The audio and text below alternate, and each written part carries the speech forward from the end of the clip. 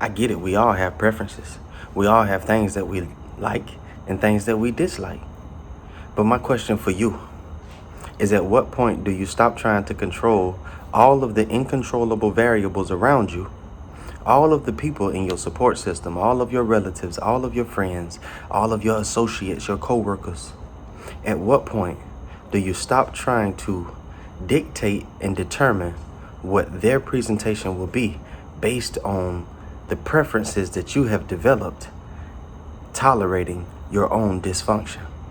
Nobody cares that you don't like that tone. Nobody cares that you pay way too much attention to people's facial expressions and you believe that you can calculate what it is that they're thinking even after they express to you what it is they have to say. No one can help you with the fact that you have a particular way that you like to be handled so that you can be under the impression that you are accepted, approved, and liked. No one shares the burden of shedding or continuing in your dysfunction but you. No one should suffer for your dysfunction but you. But the way you have set your life up socially, the people around you suffer way more for your inconsistencies than you do. You extend yourself to people that you let down. You pretend like you never let yourself down. You don't even make commitments to yourself because you know that you procrastinate. You put things off to the last minute and sometimes it does not get done. So before you take yourself into another moment of beating yourself up, you'll just pretend that you do things when you want to do it or when you feel like it, and it'll lead you to success. It's going to lead you to being carted in a circle by your emotions, going nowhere, as usual.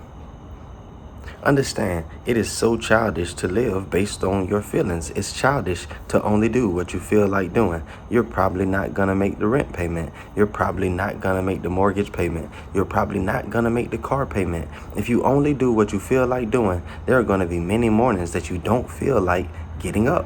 There are going to be many mornings you don't feel like going to work. You can't live by your emotions if you want to live a consistent lifestyle in the physical. You can only live by truth. Truth is the only real, unaltering, unchanging, consistent basis for your behavior. What am I doing today? Aligning myself with truth. What is truth? The same as it was yesterday. What does this provide for me and the people around me? A level of consistency that has grown foreign to our society, because people are constantly following their desires, their thoughts, and their feelings. 3 illusionary elements of the inside of themselves that is constantly changing based on what they input: video, audio, personal experiences, and what they feel in the course of a day and give expectation to. Your dysfunction belongs to you. It is yours to destroy, not yours to hand to someone else to handle with care. Tiptoeing around your dysfunction is not handling you with care. That is serving the illusionary version of yourself that you have made from your own misconceptions of who you are in the ignorance of your true identity. That is not a friend. That is not a partner. That is not a supporter. That is an enemy. That is someone who has partnered with you in promoting and installing, setting in stone the illusionary ideas that you carry about yourself. Anyone willing to follow you into a lie, anyone willing to partner with a sob story or a pity party that you throw is not your friend, not your supporter. They're not on your team. Those on your team are those who are not catering to your feelings, those who are constantly recalling your attention to the truth, forcing you or attempting to redirect your attention at the very least, because we can't force you to do nothing. But if you continue to bring me your garbage and I continue to not receive it and I continue to give you the gems of yourself, then this is you trying to force me to partner with your illusion while I force you to at least consider your truth. Your friends are not partnering with you, helping you continue in your dysfunction that they suffer with you at the hands of. They hate your dysfunction because they love you. And your dysfunction causes you to suffer and causes you to feel less than yourself, less than adequate, less than abundant, and less than effective. And the people around you have identified you as effective, abundant, and an asset. That's why they connected themselves to you, unless they partnered with you in an illusionary state themselves, where they partnered with you out of desperation. And even if they partnered with you out of desperation, they still saw you as an asset. They still saw you with some form of abundance, and they still wanted to be connected to you. So why do you continue to listen to the inner narratives that are formed from the ignorance of your true identity? Why is it that you're quicker to believe the negative connotations that you extend to yourself internally and externally, and other people extend to you externally? Why is it that when you walk in a room, you have never assumed that everyone in the room was applauding you and admiring you for your identity? I'm not saying you've never spent enough money on an outfit and liked it enough that you assumed irrationally that everyone else had a particular style in clothes and would appreciate your outfit and was internally obsessed with what you had put on your body. What I'm talking about is you. The way you speak, the way you've entered the room, the way you carry yourself, the way you articulate your words, the way that the light shines through your eyes, the way that your words land on the soul of the person that you're talking to. You carry so many insecurities about your true identity because you carry so much ignorance about the truth of your identity, and then you go out under the impression that certain things are true, and you find all of the evidence that aligns with only what you believe to be true. You disregard anything else as you pretend that the narrative that you have fed yourself, wanting it to be true, is actually accurate and factual. I grew up in a household with individuals who were professional communicators but did not develop the capacity to communicate on a personal level and speak on their feelings in a transparent way. So when my call, when my aim in life, what I was purposed for, required for me to shed all of the social games, all of the deceptive concepts that we have adopted in our society that we use to protect our inconsistencies and our lies in conversation.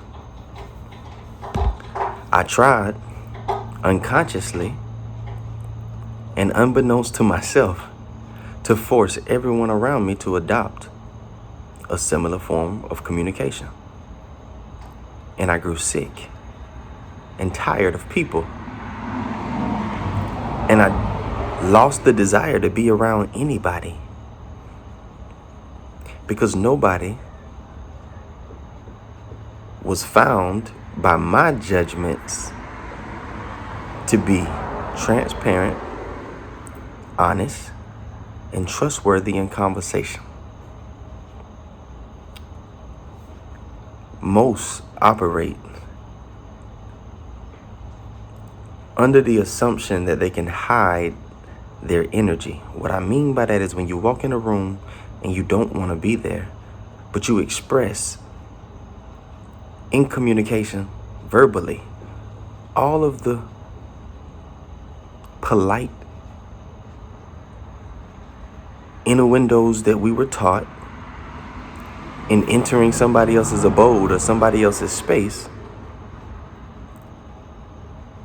that this person should find their presentation satisfactory based on the surface of what they have presented. But for somebody who's sensitive to energy,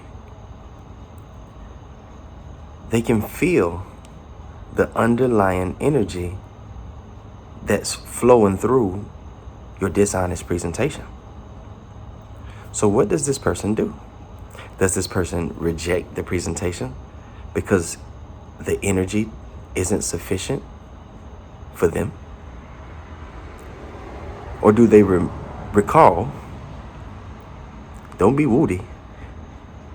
Do we recall who we were just yesterday when it was us pretending, when it was us lying to ourselves, causing us to lie to others unconsciously? And do we love them in this moment and keep our sight set on the things above? Or do we give our attention to the lower expressions, to the lower vibrating communication from others, and based on that attention find ourselves judging others for their low vibrating presentations, and then blindly enter the low vibrating realm and present ourselves just like them? And you either have the awareness of yourself and honestly and unbiasedly assess your presentation, and you know that this is something that you do, and it eats away at you, because before you knew,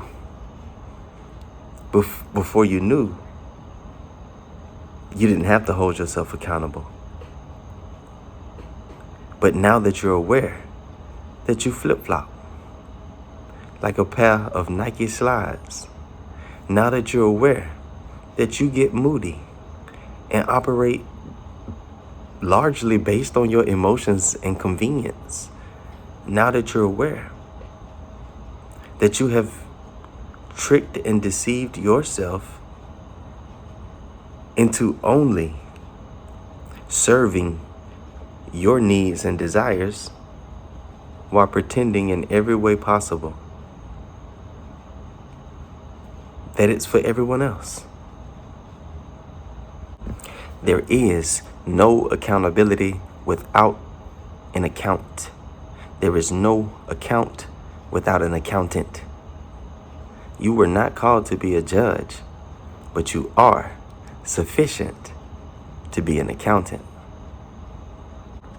You can't give an account if you're lying all the time. You can't give an account if you're pretending like what's there isn't. You can't give an account if you won't even look at the books.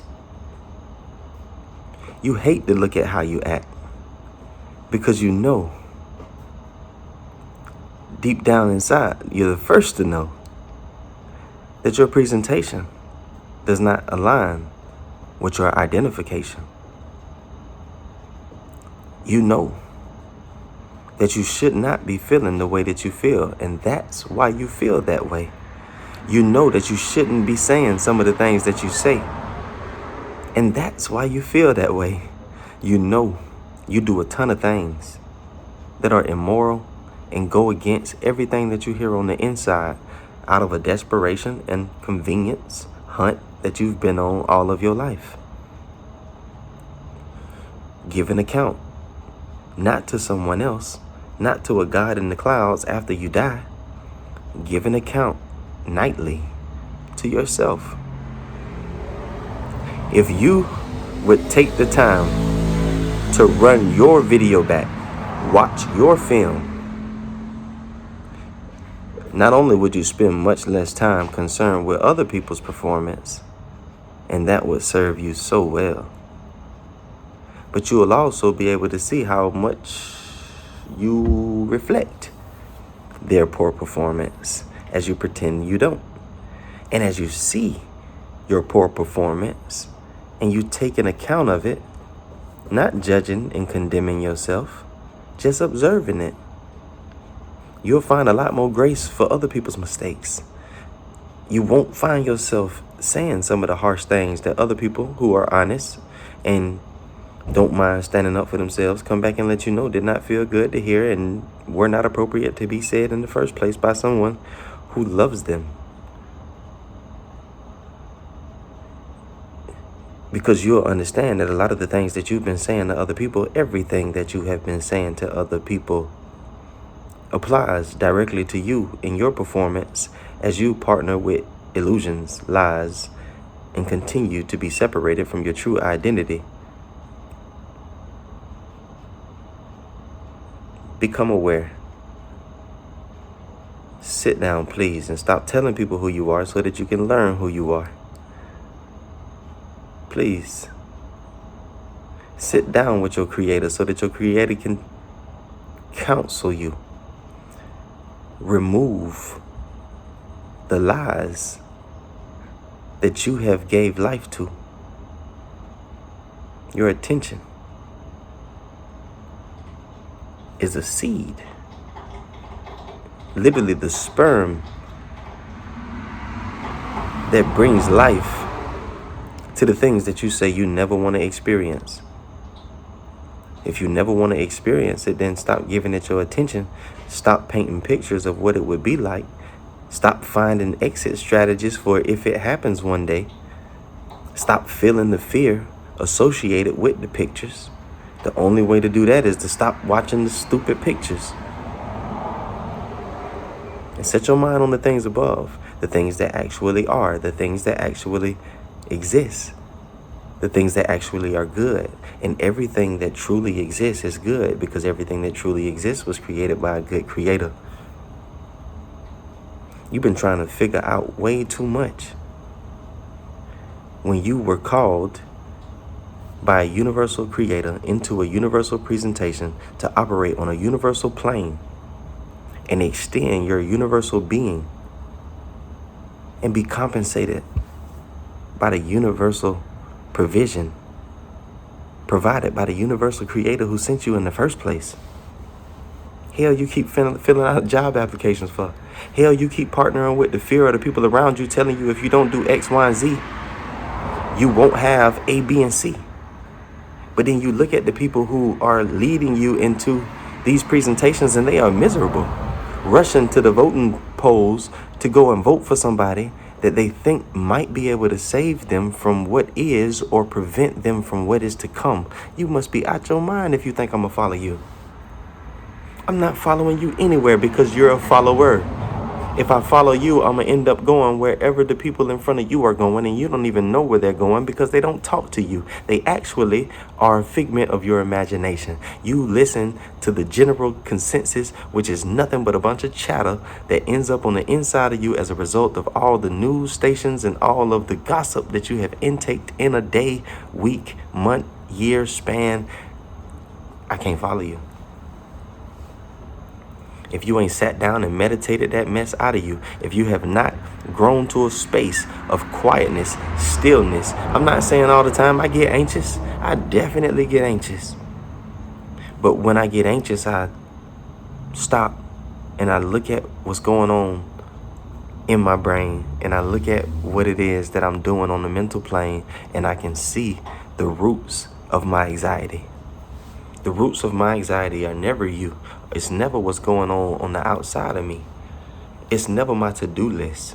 It's how I'm managing the list of things that I have to do in a day. It's how I'm describing and defining what it is that's going on in front of me that's taking place, and how I'm ascribing it as it pertains to me and my wellness. Your definitions are either elevating you or burying you. Your definitions are either propelling you or holding you back. Your definitions that you form through your perspective and your interpretation that's either based on truth or aligned with your past that is a liar and doesn't exist at all. That's why it is a lie. I'm sorry, not a liar. A lie. Don't base your life on a lie. You better add the F. Lock in. Misfit your way through it.